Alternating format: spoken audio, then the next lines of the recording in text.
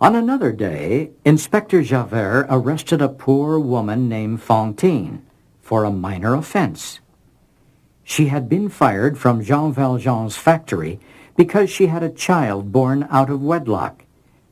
Even though Jean Valjean didn't know about it, she blamed him for her dismissal. As Javert was about to send her to jail, Jean Valjean entered Javert's office.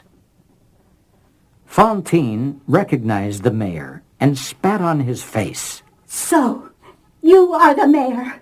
How can you be so cruel? Let her go, Inspector. But she is guilty. And besides, she insulted you, the mayor of this city, by spitting on your face. That's all right. Set her free, please. That's not right, Mr. Mayor. She has to be punished. Let her go, I insist.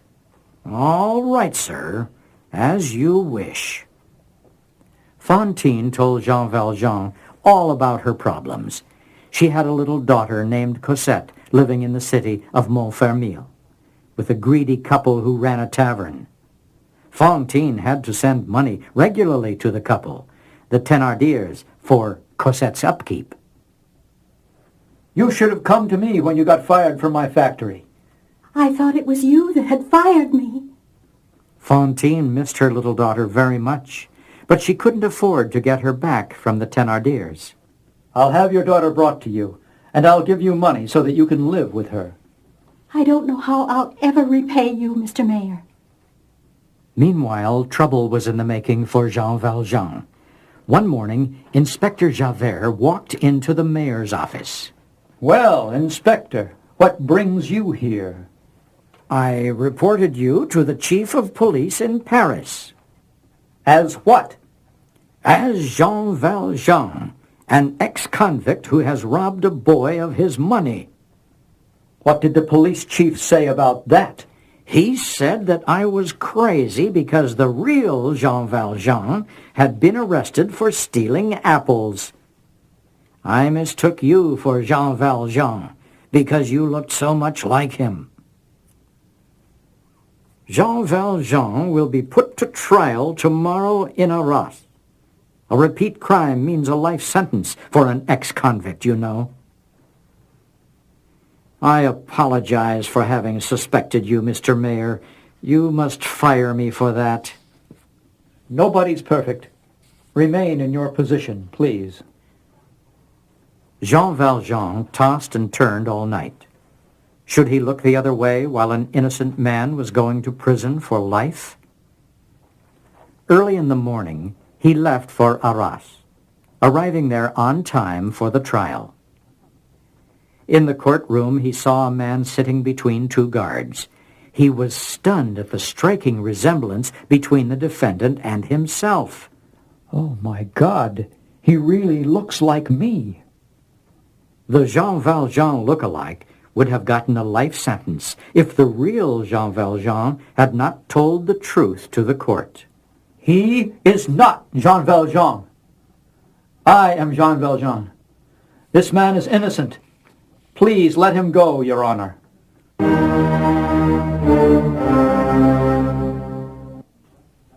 Back in Montreuil, Jean Valjean rushed back to Fantine, who was very ill at the time. Javert was waiting for him there. Hurry up, Mr. Mayor, a.k.a. Jean Valjean. Mr. Mayor, what is this all about? There's no Mr. Mayor any longer. There's only Jean Valjean, an ex-convict who has committed a crime again. Inspector Javert, give me 3 days so that I can take care of this poor woman and her daughter. Please. Not a chance. Mr. Mayor, bring my daughter Cosette to me as you promised. Please. I told you, woman. There's no Mr. Mayor here. Call him Jean Valjean. Ruthlessly, Javert took Jean Valjean away. Shocked, Fantine fell back, her head hitting the headboard. She lay unconscious and then died. Don't worry, Fantine. I'll take care of Cosette. Javert put Jean Valjean in jail. But Jean Valjean broke a couple of prison bars and escaped. He ran home and took all his money and the silver candlesticks to the woods near his home and buried them there. He fled to Paris, hoping to hide in the great city, but he was caught 3 days later. He was tried for robbing the boy of his coin. As a repeat offender, he was sentenced to hard labor for life. When he was serving his time in Toulon, where he had spent 19 years in shackles before, a big warship came into the harbor for repairs.